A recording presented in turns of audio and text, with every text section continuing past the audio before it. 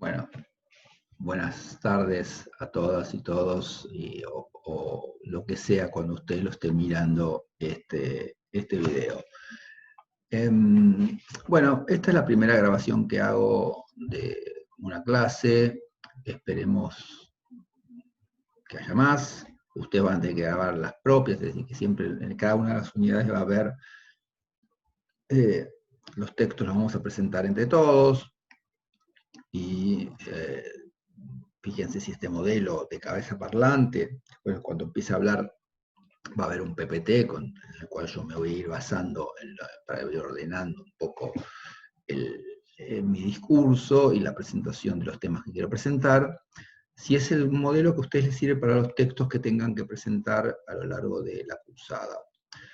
Si hay otras formas, si ustedes quieren incorporar videos, si quieren incorporar otros recursos que enriquezcan la explicación, bienvenido sea. Una cabeza parlante y un PPT sirven bastante para poder explicar los textos, que por lo menos le estoy proponiendo un recorrido de textos para la bibliografía de esta asignatura. ¿Qué vamos a empezar a pensar ahora? Vamos a empezar a pensar como la materia va de una reflexión, se llama Sistemas y Políticas Educativas. Vamos a pensar un poco el ámbito donde las políticas se llevan adelante, que es el Estado, por lo menos las políticas educativas, y vamos a pensar un poco las políticas públicas como la herramienta que tiene el Estado para su accionar, para la intervención en la vida social y la asignación de recursos y la distribución de recursos entre los habitantes que moran en un territorio que es regulado por un Estado en particular. Vamos a ver el primer texto y ahora voy a compartir el PPT. Déjenme un segundito. Vamos a ver el primer PPT de este transcurrir.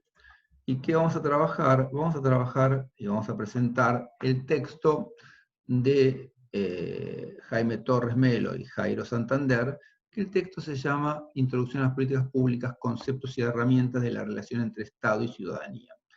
Este texto es un texto básico, para mí es casi un manual, que creo que ustedes van a poder entenderlo con relativa sencillez. Quizás me equivoco y quizás tengan que ustedes preguntarme, profe, no entendí tal cosa, podría explicar más. Yo creo que si son hábiles estudiantes, si tienen el oficio de estudiante ya constituido, van a poder ver en esta explicación dónde yo pongo atención en el texto, es decir, que el texto, si bien no es muy largo, es uno de los textos creo que más largos que vamos a trabajar en términos de cantidad de páginas, pero no vamos a trabajar todo. Yo le pongo atención a algunas cosas que me interesan y otras ustedes las tendrán que leer. Me parece que en términos de un contexto de explicación van a tener que leerlo todo, pero fíjense dónde yo pongo el ojo y cuáles son las cosas del texto que a mí me interesan para que ustedes puedan entender la cuestión de las políticas públicas. Sigamos, a ver. Vamos a ver dos capítulos, el capítulo 1 y el capítulo 3. Empezamos por el capítulo 1. El capítulo 1 es Estado y Políticas Públicas, y la pregunta que me hago es, ¿qué se analiza en este texto para pensar en términos generales el texto al cual yo compartí el libro? Y lo que se piensa o se analiza es la relación entre el aparato estatal y la sociedad entendida en un sentido amplio, es decir, que la sociedad en un sentido amplio pensando en la enorme complejidad que es hablar de la sociedad. Entonces esa relación Estado-sociedad, sociedad civil, quizás para ponerlo en un sentido más específico, es lo que este texto analiza. A ver, ¿qué es el Estado?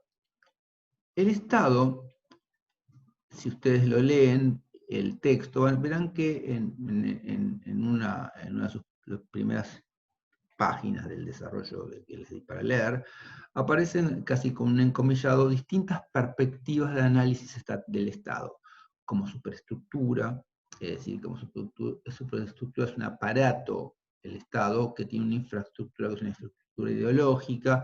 Esas son las perspectivas marxistas, como instrumento de clase también es una perspectiva marxista, es decir, el Estado es el aparato de dominación de una clase sobre otra. Como factor de cohesión de la sociedad es una perspectiva más liberal, es decir, más contractualista, es decir, que hay perspectivas que analizan el Estado como un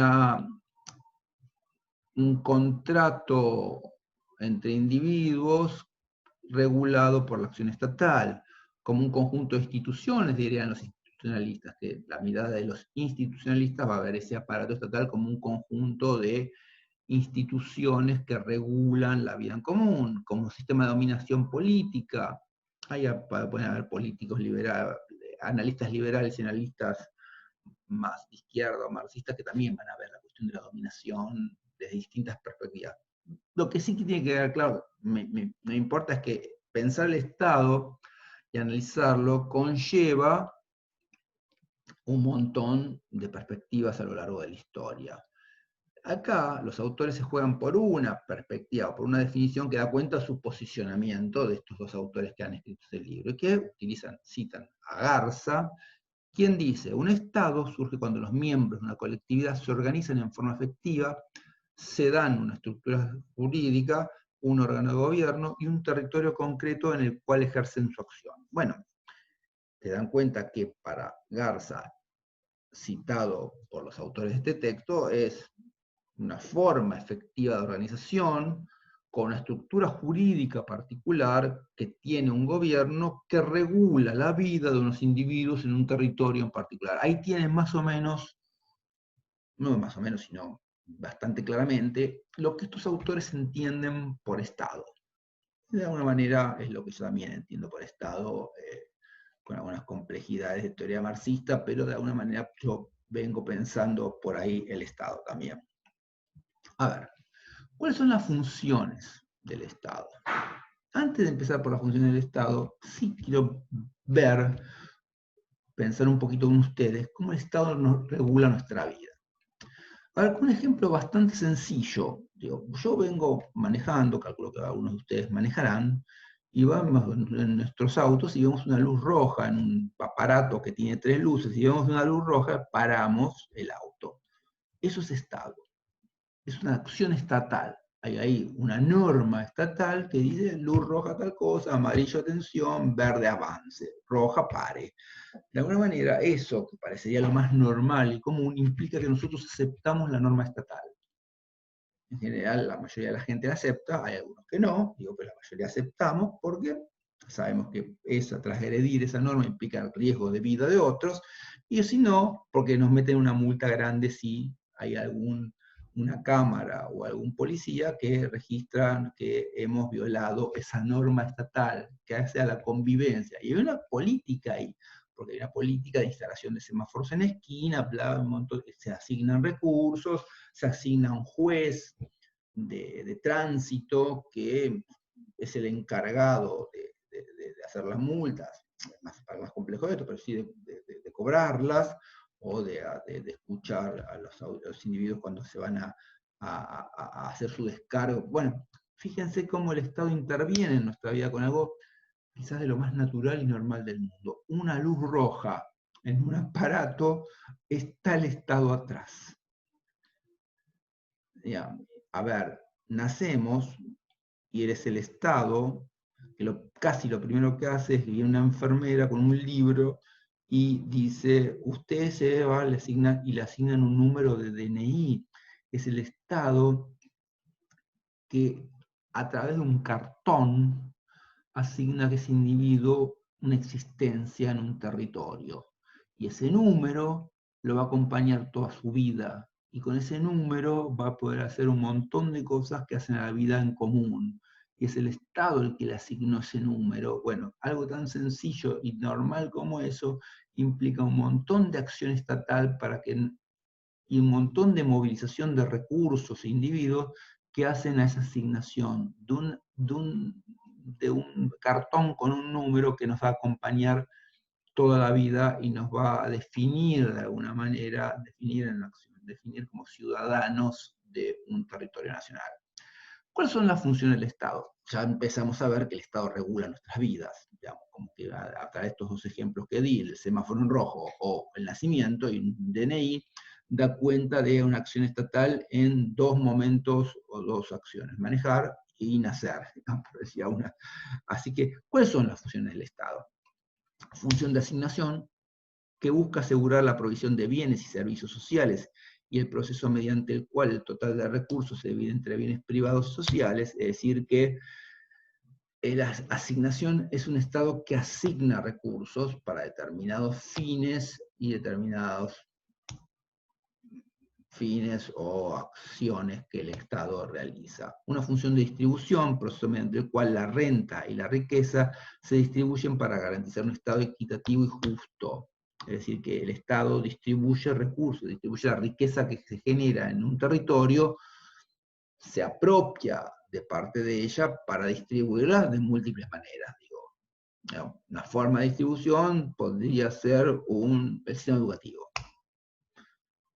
Y ahí empieza la justicia. Pero la forma que se discute, pero está bien, Gustavo, pero asigna recursos, distribuye recursos a través del sistema educativo y vos me estás poniendo que es justo y no es justo. Bueno, ahí empiezan los problemas, digo, de qué entendemos por justicia o no justicia. Yo como peronista diría lo importante es la justicia social, es decir, que la justicia social implicaría que a través del sistema educativo se distribuyan recursos cognitivos, de alguna manera, se distribuye conocimiento de manera justa y equitativa, con justicia social. Bueno, ahí empezamos a...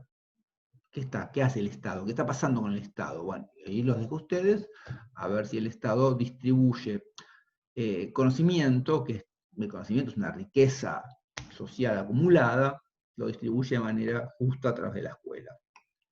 Función de estabilidad, que se orienta a garantizar la estabilidad económica mediante la utilización de la política presupuestaria y la estabilidad social mediante la resolución de conflictos. A ver, hay una cuestión que el Estado tiene que garantizar para que en ese territorio que se regula se reproduzca, digamos, esa organización, tiene que garantizar una estabilidad, una paz. Es decir, que los conflictos los tiene que resolver en un Estado sostenido en unas formas de vida democrática, tiene que garantizar que las formas y los conflictos se resuelvan de manera pacífica. Digo, el Estado tiene un aparato, como el aparato de justicia, que tiende a resolver de la manera más justa y equilibrada posible las conflictividades que surgen entre individuos que violan normas y bueno, hay actores que se enfrentan por alguna situación, más violenta, menos violenta, más de alguna manera, y que tiene que alguien resolver y laudar o buscar justicia para saldar algo que es una irregularidad o una violación de la justicia. Bueno, ese aparato estatal ahí tiene un aparato, parte del aparato estatal es el aparato de justicia, que de alguna manera asigna recursos para que ese Estado, para que esa justicia funcione. Hay jueces, hay fiscales, hay secretarios de justicia, hay oficinas, hay juzgados, hay edificios, hay un montón de gente asignada hay leyes, se construyen leyes que hay que, bueno, hay un aparato ahí que hace la justicia, es decir, la construye diariamente y el Estado actúa para poder garantizar la resolución de los conflictos de manera lo más justa posible. Estas funciones de asignación, distribución y estabilidad se materializan, las vemos visibles a través de las políticas públicas. El tipo de intervención estatal. Los autores siguen analizando, y en el desarrollo conceptual que hacen, analizan los tipos que el Estado interviene. Un Estado de tipo planeador y promotor de desarrollo, un Estado que interviene, el Estado se concentra en un enfoque social y responsable por las demandas sociales, con énfasis en el pluralismo, la cohesión social y la igualdad de oportunidades. Un Estado que interviene, un Estado que desarrolla políticas activas, y que interviene fuertemente en la vida social, asignando recursos de manera más directa también. Un Estado regulador, la segunda, se pregona la condición de Estado como instrumento árbitro del servicio de clases o grupos específicos. Un Estado quizás regulador y planeador, habría que ver mejor la diferencia, pero de alguna manera es un Estado también que interviene potentemente, que regula que regula en favor de algunos en desmedro de otros, es un Estado más que interviene potentemente en la vida social. Y un Estado subsidiario es un Estado que interviene menos directamente, coloca al Estado en un punto intermedio para administrar los equilibrios o desequilibrios que se presentan frente a la sociedad civil mediante incentivos y mecanismos de competencia. El Estado subsidiario es aquel que diría, por ejemplo, en salud o en educación, no hace falta que el Estado monopolice la salud o los servicios de salud o los servicios de educación. El Estado puede incentivar la acción privada mediante incentivos y generar servicios de salud o servicios educativos de manera privada. Es decir, los privados se organizan mejor que un Estado que tiende a ser ineficiente, bla, bla, bla, y quizás la acción estatal se concentra en los sectores populares, tanto sanitaria como de salud, y el sector del mercado se organiza de otra manera. Y podrías decir el Estado también de una forma subsidiaria. En una provincia o en un territorio provincial donde los individuos que no tienen tantos recursos para comprar educación y salud, subsidiamos la acción de los privados para que generen servicios en lugares donde no pueden pagar, pero parte de la ganancia es el Estado el que se la provee subsidiando la acción de esas empresas privadas. Los subsidios a ciertas acciones del sector privado. Bueno, ahí tienen, de alguna manera hay los autores definen 3 formas de intervención estatal.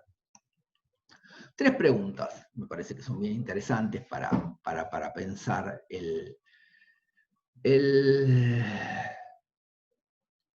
la acción estatal. Una pregunta es, ¿de qué debe ocuparse el Estado? Es decir, ¿qué hace? ¿Cuáles son los temas que el Estado tiene? ¿Cuáles son los problemas que el Estado tiene que intervenir, resolver, actuar? ¿Cuánto le cueste a quiénes? Es decir, que la acción estatal no es gratuita. No hay nada gratuito en lo que hace el Estado. Hay cosas no aranceladas. Así que si yo voy a una escuela pública, la escuela pública no es gratuita. La escuela pública es arancelada. La escuela pública le cuesta a todos, nos cuesta a todos mantener la escuela pública, por la cual no se paga arancel, no se paga cuota, pero no es gratuita. Tiene un costo social. Es decir, que todos ponemos para mantener la escuela pública a través de impuestos directos o indirectos. Impuestos bienes personales, por decir un más directo, o IVA, para decir un indirecto. Es decir, cuando compramos, pagamos IVA, compramos con factura, pagamos IVA, o se paga IVA, y ese IVA es parte de los recursos que concentra el Estado para distribuir a partir de ciertas políticas. ¿Quién decide de qué hay que ocuparse? ¿Quién lo hace? ¿Quién gana y quién pierde? A ver, en esta vida democrática, el Estado lo ocupan ciertos grupos organizados en partidos políticos que en la elección democrática gana y ocupan el Estado en general por nuestra normativa por 4 años. Es decir, que un grupo político determinado ocupa el Estado, un Estado nacional, subnacional o un Estado municipal, que ocupan determinados grupos que han competido con otros que también aspiran a ocuparlo y direccionarlo en algunos sentidos que el otro grupo no lo va a direccionar, o los grupos en competencia lo van a direccionar en distintos sentidos. ¿Quién gana y quién pierde? Porque no son de suma cero la acción estatal. Si el Estado decide poner recursos en A, seguro que hay un B que no va a recibir recursos. El Estado toma decisiones. Voy a privilegiar ciertos grupos y ciertos grupos no van a ser tan privilegiados. Bueno, esto genera siempre tensiones, conflictos, demandas múltiples que el Estado tiene que resolver y tomar decisiones. Dice, ¿quién decide que hay que hacer un grupo? Que no es, a ver, para que no quede claro, no es Alberto Fernández o fue Macri, no. La acción estatal es muy compleja. Si usted ya dije, hay Estado nacional, estados provinciales o estados municipales, ya se dan cuenta 3 tipos y después hay ministerios, hay un montón, justicia, hay un montón de organismos de Estado que tienen cierta autonomía relativa para hacer acciones no tan sincronizadas como parecerían que están. No, hay veces que los grupos tienen ciertas autonomías. En un país federal, las provincias tienen relativa autonomía para tomar decisiones sobre las políticas que un Estado provincial regula, y un Estado municipal también, digo, para decirlo de alguna manera, también tiene cierta autonomía para desengancharse un poco de la acción de la provincia o de la acción del Estado nacional, digo, autonomía relativa. Bueno, y saquémonos la idea de que el Estado puede satisfacer a todo, porque no hay recursos, los recursos del Estado son finitos, y el Estado o los gobiernos, cuando ocupan el Estado, toman decisiones de asignación de recursos, y no son de suma cero. Bueno, sigamos. Vamos al capítulo 3. Capítulo 3 nos centramos más ahí ya en las políticas públicas. ¿Cómo definen los autores a lo que es una política pública? La política pública hay que comprenderla como el resultado de una acción colectiva que se desarrolla en lo público y de una serie de transacciones políticas en donde el gobierno ya no tiene como único objetivo ejecutar lo planeado, sino también garantizar la coordinación y la cooperación de los actores claves.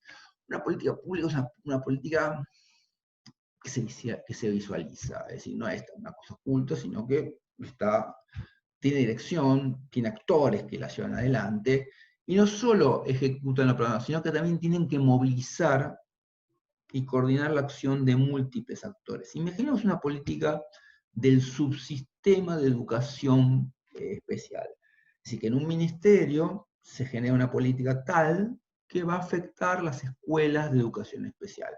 Esto va a conllevar, imaginemos una acción que movilice ciertas acciones en las escuelas privadas, va a implicar unos técnicos y la creación de una ley, puede ser o no, pero puede haber una ley que movilice a ciertos grupos del Estado que están ahí trabajando para el área de educación especial, que movilizan a supervisores, asignan recursos, y los directores de esas escuelas tienen que hacer algunas, directoras o directoras tienen que hacer alguna cuestión en particular, los docentes tienen que hacer otras cosas, los niños y los jóvenes que asisten a esa escuela tendrán que hacer algunas otras cosas, y las familias tendrán que hacer otras para que esa política se efectivice. Y ahí está el Estado coordinando la acción de esos múltiples actores que les mencioné para que esa política se efectivice.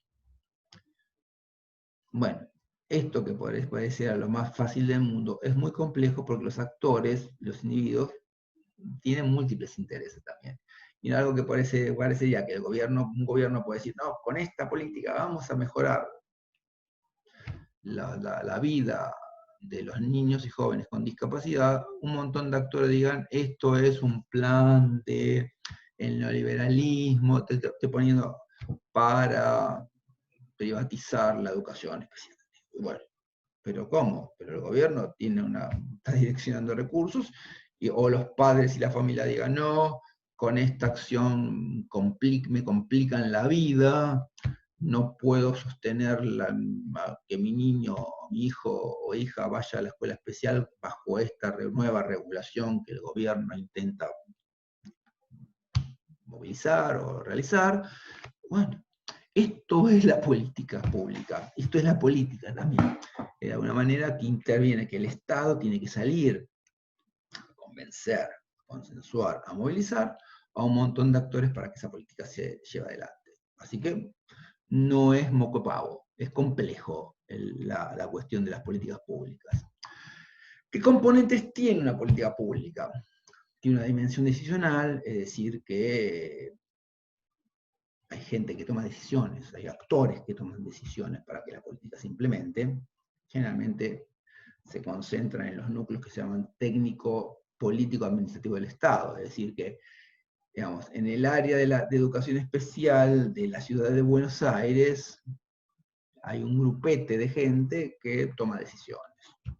Para eso necesita recursos, necesita técnicos, necesita funcionarios, una burocracia que lleve adelante esas políticas, sean cuales fuesen las que decidiesen.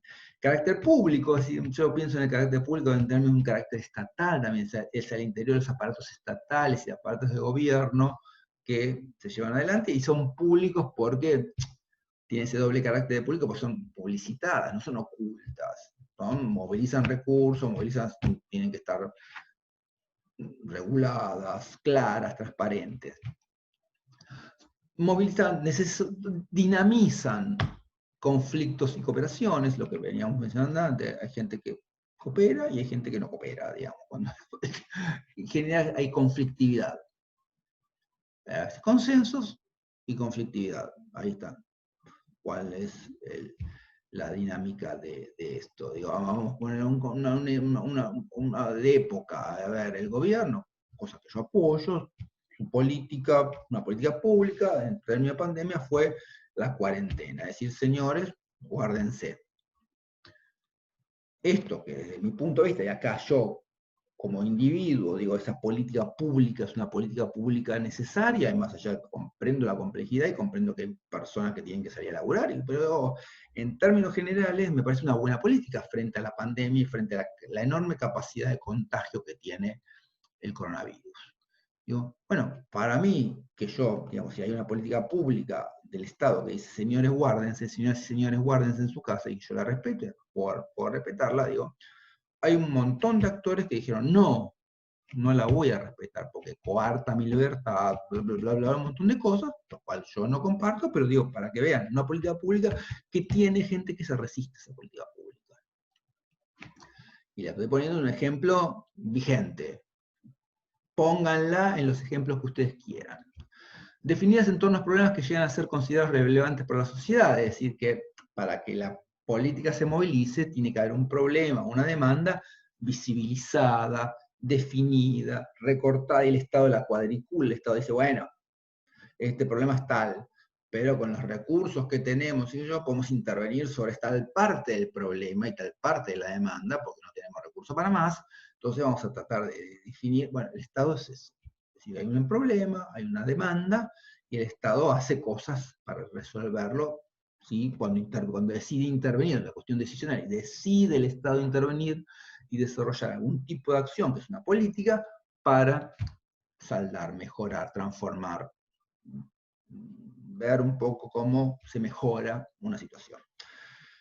¿Cómo termina esto? Conjunto coordinado de acciones predeterminadas, producto de una decisión deliberada que refleja una elección y voluntad política en torno al objetivo colectivo. Vean la cuestión decisional, clara, direccionadora de recursos, con objetivos que tratan de saldar, mejorar, transformar alguna cuestión social.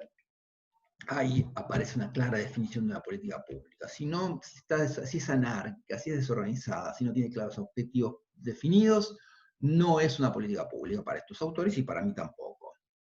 Bueno, en esto, a ver, hay un cuadro, no sé, creo que lo tomé del texto, pero no me queda tan claro ahora, porque esto lo hice el año pasado, leí el texto, pero no me acuerdo haber visto este cuadro, para ver la conflictividad de la política pública. Para un gobierno hay unas burocracias que la llevan adelante, técnicos, administrativos, que son las que actúan.